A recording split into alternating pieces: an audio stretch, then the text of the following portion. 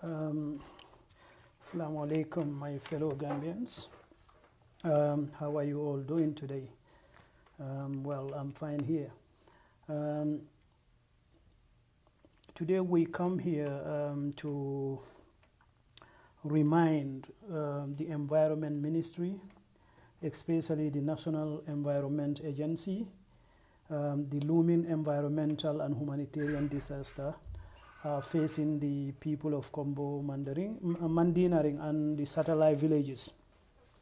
I watched the entire press release of Kombo Mansarin. Thank you, Dad, Joe. How are you?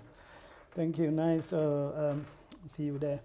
Yeah, I was horrified, to be honest with you, because we are saying the new Gambia. I don't think this is what we all fought for. It's so disappointing. It's unbelievable. The corruption is eating the heart and soul of that country, and unless we get up, our citizens, we may all regret, because corruption destroys countries, and that is a fact. Because what is happening in Mandinary, exactly similar thing happened in Faraba, and the same people are involved, almost the same people.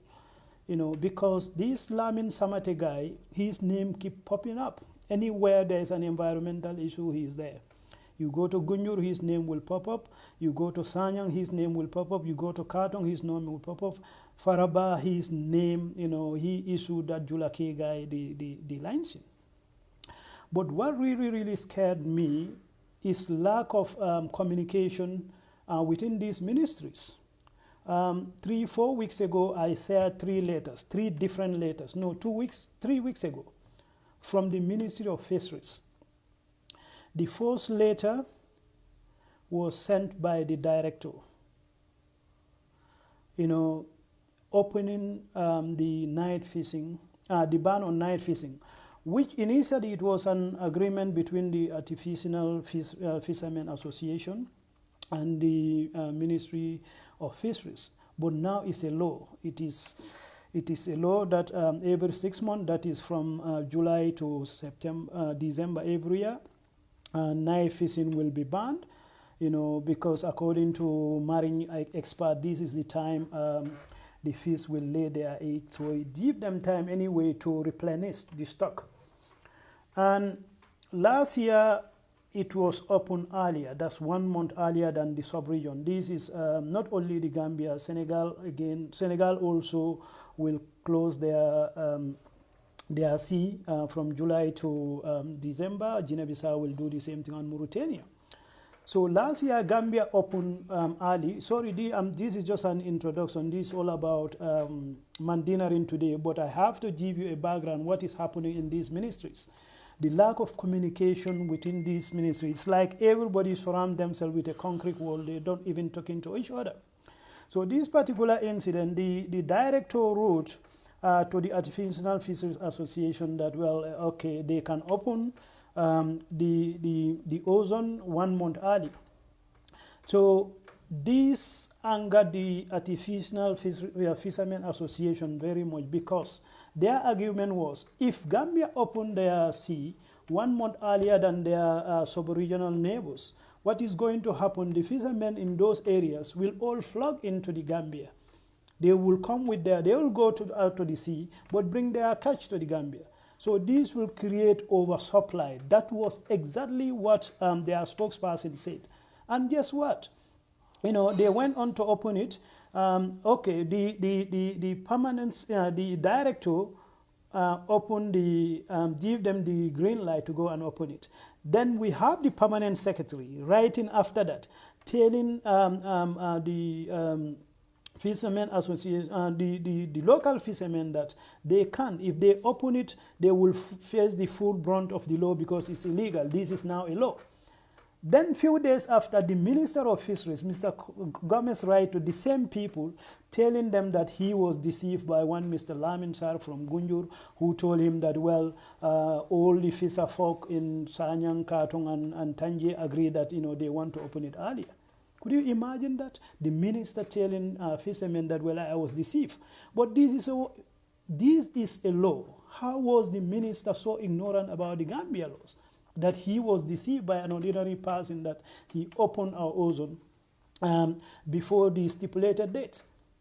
So that takes us back to National Environment Agency. If you watch the people of Mandinary, I have to give credit to their VDC, their Council of Elders, and the entire community, and they are all speaking one voice, which is very rare in Gambia. You have the VDC, you have the Council of Elders, you have the women flock, and the youths all speaking in one language, because what they are suffering is genuine, and I'll give you reasons. The national, last Thursday they went to the ministry.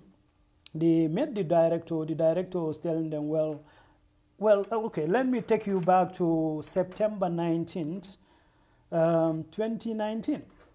The Minister of Environment and Forestry was at Kerfatu. He was talking to Fatou Toure. And he told Fatou Toure that, well, Mandinary is now closed because they don't have EIA. That's the environmental impact assessment was never done when they have been established, and also they are flouting the Gambia environmental laws, but because of that they are closed. Could you imagine? This was a state minister, and during that interview a lot of things come up which contradict his interview with the same media outlet on the 17th of May 2017. On the 27th of on the 17th of May 2017, the same Mr. Lamin Deba, my former classmate, the environment minister, told Fatou Toure that, well, the water or the sludge or the slurry, whatever Golden Lead is throwing into the ozone in Gunjur have been tested in Dakar, and they found it to be safe. It's safe, they can throw it there. And we challenge him because we don't believe him. We challenge, we say, okay, why can't you supply that information to us? Because we did similar tests in 2 different places in Germany, and the results we have are very scary. So can you say a result? Well, he could never say. And when the Faraba incident happened, and during the inquiry, they went to Gunjur, we gave them, now our grant team gave them our report, and they went back to the environment minister to provide that result they said they have from Dakar, but they could never produce it. In fact, that was why the Faraba Commission report was a little bit late. Then when the report also come out, because Emmanuel Diouf told us, okay, what you gave us, that's what we're going to report if the ministry cannot produce their own test result. And they couldn't, but guess what happened? Our entire report was completely missing from that Faraba report, even though they highlighted that, well, there is a real concern in Gunjur which the government should look after. If they don't, what happened in Faraba could happen. That was long before Buba was shot and killed. That was 2 years ago. The minister said they do that. But when he spoke to Kerfatu again on the 19th of September, this time he come with all the results, the tests they did. And just when they did those tests, May, in fact, as soon as he had this report, he went to Kerfatu. So telling us 2 years back they did it, they don't. This is a state minister. Gambia, we should get up and stop fighting each other and scrutinize these public officials because they are privileged. Gambia is a poor country. These people have been pampered. They have their fat cars, they have their fat salaries. Absolutely nothing wrong with that. But let us scrutinize, let us put pressure on them so that they can do the job they are paid to do. This minister told Kerfatu on the 17th of May 2017 that they did a test in Pasteur Institute in Dakar, and they found this waste from Golden Lead factory to be safe. But on the whole, it was not done. It was only done in May 2019, 2 years after. So could you imagine? And he was talking about figures because he knows he's talking to somebody who is not very conversant with these scientific terms and all that. And I wish I could be in the same studio with him one day. But that's the situation. So he was economical with the truth. Let me say it that way. He said 2 years ago they did the test. They can never produce the test, but the test they did in May this year, May 2019, and the other test they did in the Gambia was June 2019. That's what you can produce. Okay, coming back to why we are here in Mandinary. Mandinary, they have a factory there. It's a Chinese owned. It's called Sony. I don't know the full name, but it's called Sony Company. What they do is they recycle these heavy fuel that NAWEC and other heavy generators use. Basically, they recycle it and get lighter fuel out of it. Might be something that can be used by this car. But this is a very, very nasty, very dirty technology. It's highly lucrative, but it's very, very dirty and is very bad for the environment. So that's why you don't see these kind of industries in Europe or the America developed world. You know, they are very, very lucrative if you ignore the environmental laws. So that's why they all flock in to the Gambia. You know, we managed to close one in Salaji Forest, which were burning tires, you know, to get, fuel out of burnt tires. So these people, that's what they've been doing. I think this is their third location since they've been to the Gambia. They start in Yundum. Yundum people complain. In fact, where they were located belongs to FIFA. So FIFA end up kicking them out and they come to Mandinary. But that's their third position. I can't remember offhand where they are. But wherever they go, the smell will, you know, that's what the locals cannot bear. You know, what is responsible of this smell is when you burn hydrocarbons. When I mean hydrocarbons, these are petrols, fossil fuels anyway. When you burn it, one of the byproduct is sulfur dioxide. Sulfur dioxide is the same gas when you break a rotten egg. Could you imagine the smell of rotten egg? You have to live with it for months, for years. This is what the people of Mandinary have been going. That's why now they manage to galvanize the entire community and they plan to demonstrate. They're going to send their application for a permit, which I will doubt if they will get it because the Gambians, they are very, very scared about these demonstrations, especially this time when the 3 years journal also is, you know, right in front of them. So, but they are determined to do it, and they got the support. Even their council of elders, they got their support. So, I don't know what's going to happen, but what happened in Faraba could happen. I pray it never happened. You know, the only thing might be that can stop it if the government give them the permit and they go and talk to them. But what is sad about all this story is they are meeting with the environment minister. The environment minister was at Kerfatu. Let me make that clear.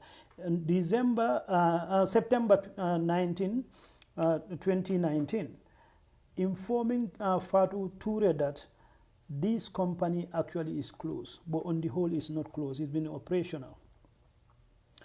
When they went to National Environment Agency earlier in the week, they met the new director who have been there for like 4 months now. Again, this is my former classmate. We are the same class with the minister, Dudu Traore. Dudu told them, well, he's not aware that they are operating. But guess what? This chemical factory have been operating legally. There is this field worker guy called Lamin Samate who gave them the license to operate. Could you imagine that?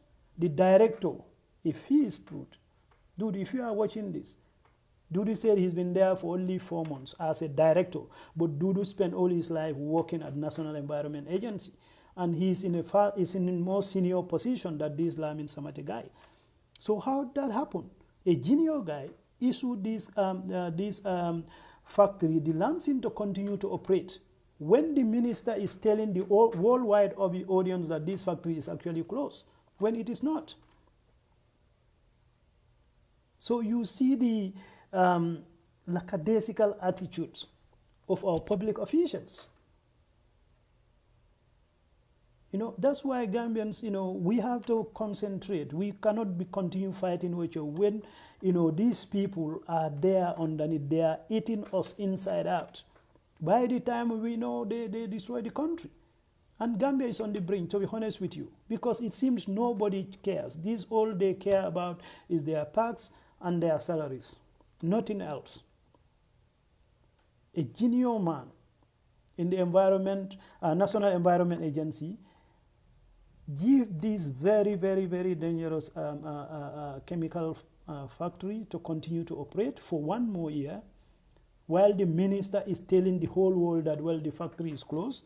And when they went to the department, the director is telling them, I'm not aware, but I'm going to investigate. Again, I have to be fair to Dudu, because as soon as these people left, the following day he sent somebody there to go and find out if these people are really actually operating, and they are operating, and they have a license. So when they confront this particular guy, this Lamin Samate, what he told them was, well, I think, he said he think this Chinese factory signed an MOU with the villagers. Could you imagine that? An MOU for them to continue to operate.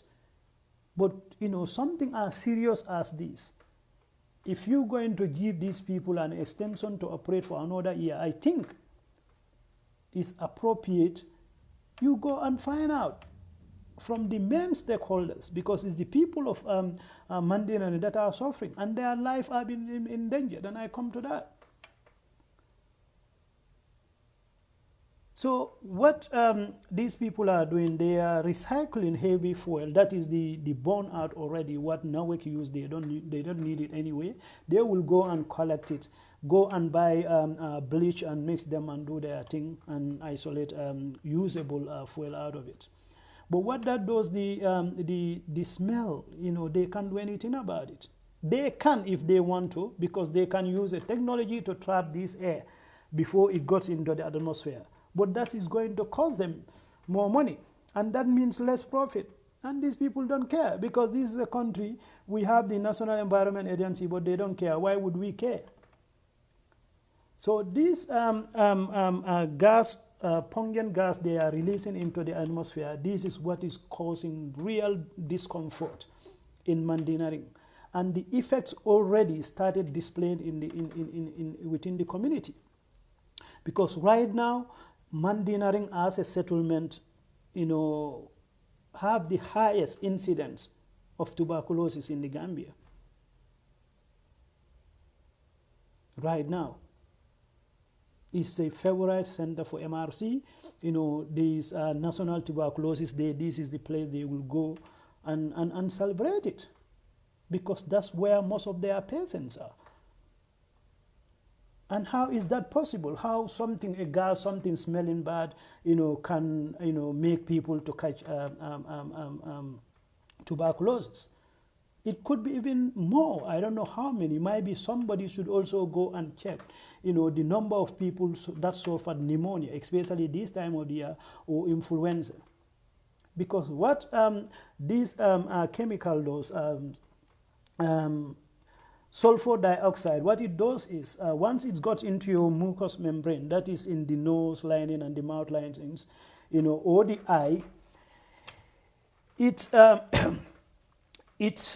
irritates your mucous membrane. So once your mucous membrane is irritated, their integrity is compromised. So that means any infectious agent that goes into your nose or your eyes can get into your system. And that's how it goes. It goes from your nose into your lungs. Lungs also, inside the lungs is covered by this mucous membrane, which the main purpose is to flush out the bacteria, the virus we breathe in all the time. But if that is compromised, that means you become more susceptible to all kinds of infectious agents. But the other side effects is asthma. In fact, people who have asthma, are more susceptible to this gas, but it can also induce asthma. So this is something also our health facilities should go and investigate. how endemic is asthma in this part of the Gambia. And one interesting statement there Alikalo made, there is one guy, he looked perfectly normal outside, he looked okay. But he went to work in his garden, which is just next to this company, this factory, when they are operating. And he came home, he just sit and, and died like that. But my investigation, I managed to establish that if you have asthma and you engage in strenuous exercise, like physical work, doing something, and you smell this, it can asphyxiate you almost instantly. Because what it does is it will trigger, it will irritate and will trigger the release of more mucus in your lungs, and more mucus in your lungs, that means less space for air. So you end up suffocating or drowning in your own. You're drowning by your own mucus. That could be, a tangible explanation. And they mentioned another guy, a young man, health and fit. He was working at a construction site in Mandinary, very close to this factory. And they finished work. He was parking their tools, parking the wheelbarrow, and the guy just collapsed and died. But they will just go and bury them without no further investigation. This is the sad part. This company might be close, because now all these things come out. There's going to be a knee-jerk reaction. I would not be surprised if they are closed in the next few days. But the long-term impact, these chemicals, they do have long-term impact. They have residual effects. You can be breathing them for like 1 month or so to 3 months, but the effect might come few months down the line, few years down the line.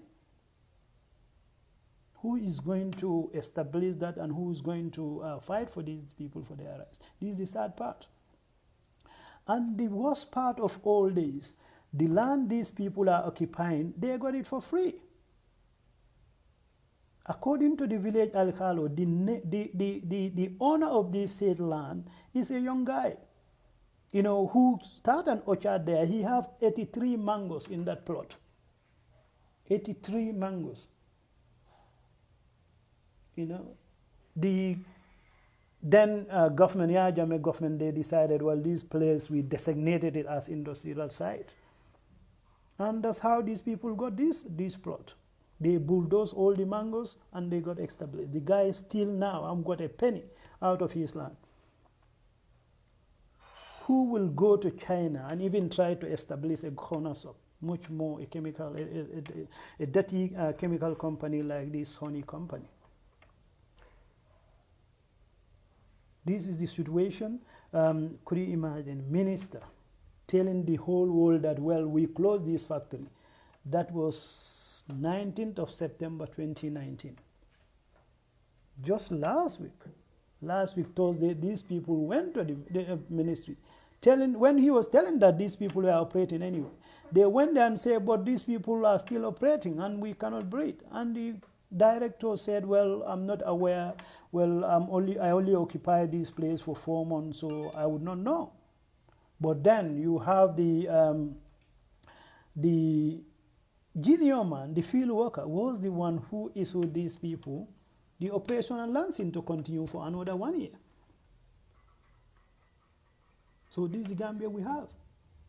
But we are also fixated in this politics.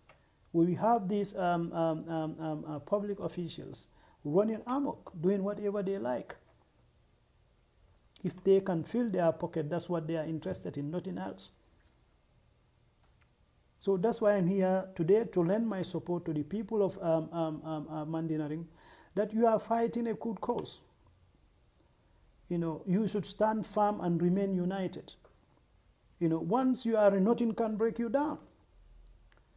You are fighting, for your health and safety and your livelihoods. And most well-meaning Gambia are behind you.